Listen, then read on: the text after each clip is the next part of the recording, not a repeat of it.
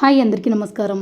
ఈరోజు వీడియో వచ్చేసి మునక్కాడలతో చపాతీలోకైనా రైస్లోకైనా సూపర్గా సెట్ అయ్యే మసాలా కర్రీని ఎలా తయారు చేసుకోవాలో చూపించబోతున్నాను. మసాలాను ఇలా తయారు చేసుకొని కర్రీ చేశారంటే రుచి మాత్రం అద్భుతంగా ఉంటుంది. మనం ఎప్పుడు మునక్కాడలు చేసుకున్నా ఇలానే చేసుకొని తినాలనిపిస్తుంది, అంత బాగుంటుంది. మరి ఫ్రెండ్స్, సింపుల్గా అద్భుతంగా ఉండే మరి ఈ కర్రీ ఎలా తయారు చేసుకోవాలో వీడియోలోకి వెళ్ళి చూసేయండి.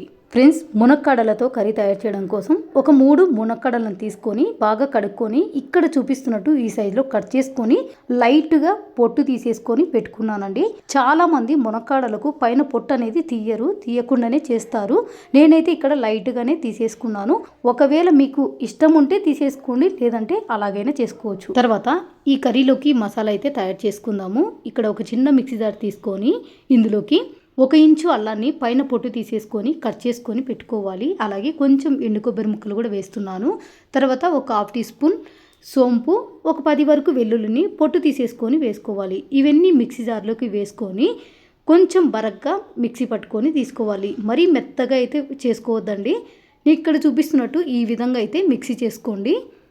మిక్సీ చేసుకున్న ఈ మసాలాను పక్కన పెట్టేసుకొని కర్రీ చేయడం కోసం స్టవ్ మీద ఒక కడాయి పెట్టుకొని కడాయిలోకి ఒక 3 నుంచి 4 టేబుల్ స్పూన్ల వరకు నూనె వేసుకోవాలి. నూనె వేడయ్యాక ఇందులోకి ఒక 1/2 టీ స్పూన్ జీలకర్ర, కొద్ది కరివేపాకు వేసుకొని కలుపుకోవాలి. జీలకర్ర కరివేపాకు బాగా ఫ్రై చేసుకున్న తర్వాత ఇందులోకి ఒక 2 మీడియం సైజులో ఉల్లిపాయలను చాలా సన్నగా కట్ చేసుకొని వేసుకోవాలి. ఇందులోనే మునక్కాడలు కూడా వేసుకోవాలి. తర్వాత రుచి తగ్గట్లు కల్లుప్పుని వేసుకొని మంట సిమ్లోనే పెట్టుకొని 1-2 నిమిషాలు కలుపుతూ ఫ్రై చేసుకోవాలి. ఉల్లిపాయలు కాస్త పచ్చివాసన వెళ్ళిపోయేంత వరకు కలుపుతూ ఫ్రై చేసుకోవాలి. ఇలా 2 నిమిషాలు బాగా కలుపుతూ ఫ్రై చేసుకున్న తర్వాత కడాయికి మూత పెట్టేసుకొని మంట మీడియం ఫ్లేమ్ పెట్టుకొని మధ్యలో కలుపుకుంటూ ఈ ఉల్లిపాయ ముక్కలు అలాగే మునక్కాడలు మంచిగా మగ్గించేసుకోవాలి. చూసారు కదా, ఉల్లిపాయలను మునక్కాడలను ఈ విధంగా బాగా మగ్గించుకోవాలి. ఇక్కడ మునక్కాడలు కూడా మనకు 70% కుక్ అయిపోయి ఉంటాయండి. ఇప్పుడు ఇందులోకి ఒక టమోటాను సన్నగా కట్ చేసుకొని వేసుకోవాలి. ఇందులోనే కొంచెం పసుపు కూడా వేసుకొని మంట సిమ్లోనే పెట్టుకొని టమోటాలు కాస్త మెత్తగా ఇంతవరకు కలుపుతూ ఫ్రై చేసుకోవాలి. చూసారు కదా, టమోటా ముక్కలన్నీ ఈ విధంగా మెత్తగా మగ్గిపోవాలండి. ఇలా మగ్గించుకున్న తర్వాత ఇప్పుడు ఇందులోకి మసాలాలన్నీ వేసుకోవాలి. ఇందులోకి ముందుగా తయారు చేసి పెట్టుకున్న మసాలా అయితే వేసుకోవాలి. అలాగే కారం వచ్చేసి ఒక 2 టీ స్పూన్ కారం వేస్తున్నాను. 1 టీ స్పూన్ ధనియా పౌడరు, ఉప్పు కారం అనేది మీ రుచి తగ్గట్టయినా వేసుకోవచ్చు. తర్వాత ఇవెంత బాగా కలిసేలాగా కలుపుకోవాలి. ఈ మసాలాలు పచ్చివాసన వెళ్ళిపోయి ఈ ముక్కలకు మంచిగా పట్టేటట్టు ఒక 2-3 నిమిషాలు మంట సిమ్లోనే పెట్టుకొని బాగా కలుపుతూ ఫ్రై చేసుకోవాలి.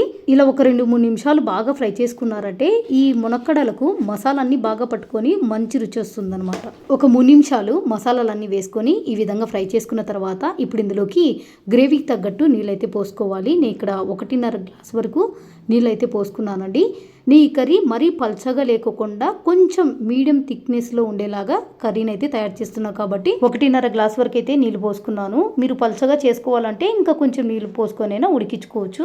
మూత పెట్టుకొని మీడియం ఫ్లేమ్లో మునక్కాడలు మెత్తగా ఉడికేంత వరకు కర్రీని ఉడికించుకోవాలి. కర్రీ ఉడికిన తర్వాత చూపిస్తున్నాను చూడండి.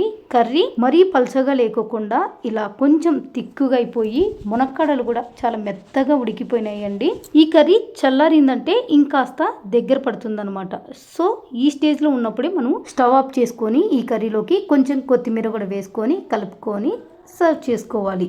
అంతేనండి, ఎంతో టేస్టీగా చాలా సింపుల్గా వెరైటీగా మునక్కాడలతో కర్రీ అయితే రెడీ అయిపోయిందండి. ఈ కర్రీ చపాతీ, రోటీ, రైస్ ఇలా ఎందులోకైనా సూపర్ టేస్టీగా ఉంటుంది. ఒక్కసారైనా ట్రై చేసి చూడండి. ఫ్రెండ్స్, మీ ఇంట్లో తప్పకుండా ఈ కర్రీని ట్రై చేయండి. తిని చూశాక మీ ఇంట్లో వాళ్ళందరూ ఈ కర్రీకి ఫిదా అవ్వాల్సిందే. ఈ కర్రీ ఎలా ఉందనేది తప్పకుండా కామెంట్ చేయండి. ఫ్రెండ్స్, మరి వీడియో నచ్చితే లైక్ చేయండి, షేర్ చేయండి, అలాగే ఛానల్ని సబ్స్క్రైబ్ చేసుకోండి. ఇంకా ఇలాంటి వెరైటీ వంటకాల కోసం పక్కన ఉన్న బెల్ ఐకాన్ని యాక్టివేట్ చేసుకోవడం మాత్రం మర్చిపోకండి. Thank you for watching.